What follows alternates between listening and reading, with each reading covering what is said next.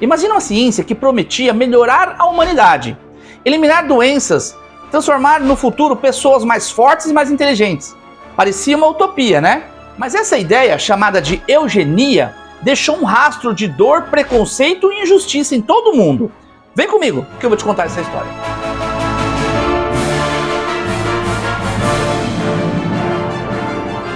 A palavra eugenia vem do grego e significa bem-nascido.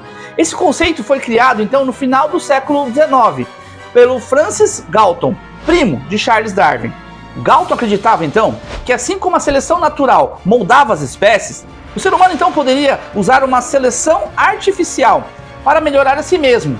Em outras palavras, escolher quais características deveriam ser incentivadas e quais características deveriam ser eliminadas. No começo essa ideia parecia científica e racional.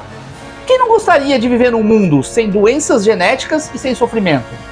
Mas o problema estava no caminho escolhido. A linha entre a ciência e o preconceito se dissolveu rapidamente. A eugenia foi usada para justificar práticas brutais contra pessoas que eram vistas como indesejáveis. No início do século XX, a eugenia ganhou status de ciência legítima.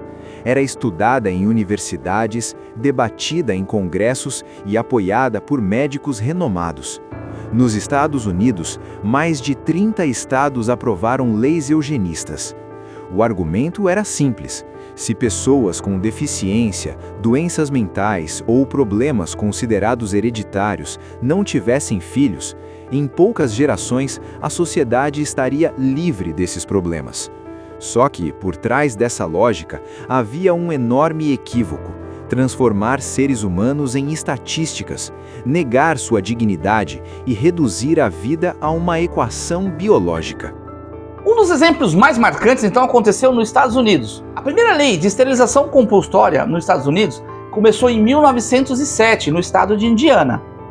Ao longo das décadas seguintes, mais de 60 mil pessoas foram esterilizadas à força em hospitais psiquiátricos, prisões e até em hospitais públicos. O caso mais famoso então foi de Carrie Buchan em 1927. A Suprema Corte Americana decidiu condená-la por achar ela fraca mental. A frase dita então pelo juiz Oliver Holmes na decisão foi uma das frases que mostrou a crueldade daquela época. Ele teria dito: 3 gerações de imbecis já são o bastante. Décadas depois, descobriu que Carrie era perfeitamente saudável e que aquela sentença teria sido gerada por um preconceito. Esse caso mostra que a eugenia não era só uma teoria, era sim uma política pública, aplicada então com o selo de legalidade e com o nome de ciência. Mas foi na Alemanha que a eugenia ganhou sua face mais perversa. Antes mesmo do Holocausto, o regime nazista iniciou o programa T4, que tinha como objetivo eliminar pessoas com deficiência física e mental. Médicos e enfermeiros participavam diretamente dessas mortes, alegando que estavam poupando a sociedade de vidas sem valor. Essa mentalidade foi a base ideológica do genocídio promovido pelo nazismo. A ideia de uma raça pura justificou a perseguição e o extermínio de judeus, ciganos, homossexuais, comunistas e tantos outros grupos. A ciência, que deveria proteger a vida, foi usada para validar a morte. E no Brasil? Sim, no Brasil tivemos também o nosso flerte com a eugenia. Em 1929 foi realizado o primeiro Congresso Brasileiro de Eugenia, onde se discutia o melhoramento da população. Entre elas estava o incentivo da imigração europeia, uma forma de promover branqueamento da população. Essa ideia se infiltrou na saúde pública, na educação, até no casamento.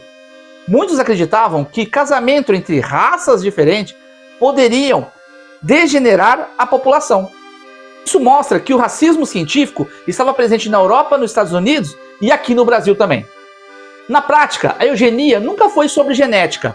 Ela estava profundamente ligada ao racismo e à exclusão social.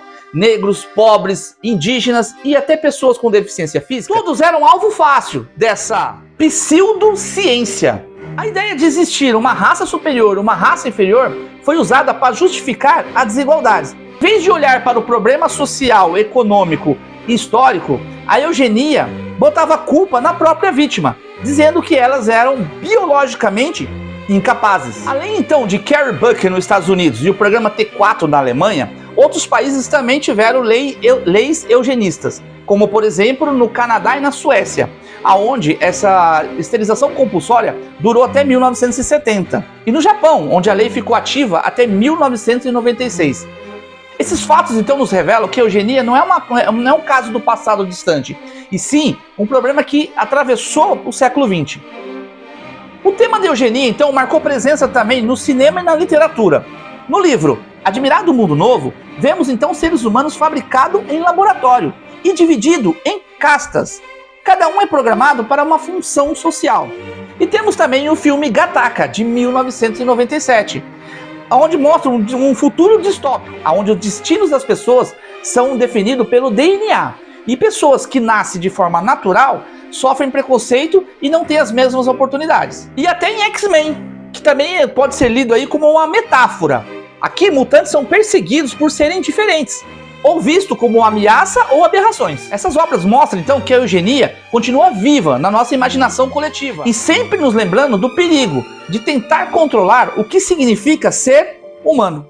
E se você pensa que a eugenia ficou no passado, basta olhar para os avanços da genética hoje. Com técnicas como o CRISPR, já é possível editar genes humanos. Em 2018, o mundo foi surpreendido pela notícia de que um cientista chinês havia modificado geneticamente embriões humanos, criando as primeiras crianças editadas em laboratório. A promessa de curar doenças graves é real, mas o risco de usar essa tecnologia para escolher características como altura, cor dos olhos ou inteligência reacende velhas questões. Onde está o limite entre ciência e manipulação? Estamos diante de uma nova fronteira ética. A pergunta não é mais se é possível, mas se devemos. A história da eugenia é uma lição poderosa sobre o perigo da ciência sem ética. Por trás do discurso do progresso e modernidade, esconde-se preconceito, racismo e exclusão. Olhar para esse passado é essencial para que a gente não repita os mesmos erros. A cada avanço científico, precisamos perguntar: isso serve à vida ou serve ao poder? Isso promove igualdade ou reforça a exclusão? No fim, a eugenia nos faz refletir sobre o significado de ser humano. Não é o DNA, não é a cor da pele, não é a genética que define nosso valor. É a nossa capacidade de viver juntos, de respeitar as diferenças e de aprender com a diversidade. E a grande questão que fica é: será que estamos preparados para lidar com os dilemas éticos do futuro sem cair em armadilhas do passado? A eugenia, então, nasce com uma pergunta perigosa: como melhorar a humanidade? E toda vez que alguém tenta responder essa pergunta, alguém paga o preço. E agora, imagine se essa mesma lógica fosse usada em crianças. É assim que chegamos então no nosso próximo vídeo do canal, que eu vou deixar linkado aqui do lado. Que a gente vai falar sobre o Instituto, onde jovens com habilidades especiais então são capturados, não para ser compreendidos, mas sim para serem usados. E encerramos então esse vídeo com uma pergunta: quando alguém decide qual vida é valiosa, isso é ciência? Ou é mais uma espécie de eugenia? Desde já, muito obrigado a todos vocês e te vejo no próximo vídeo.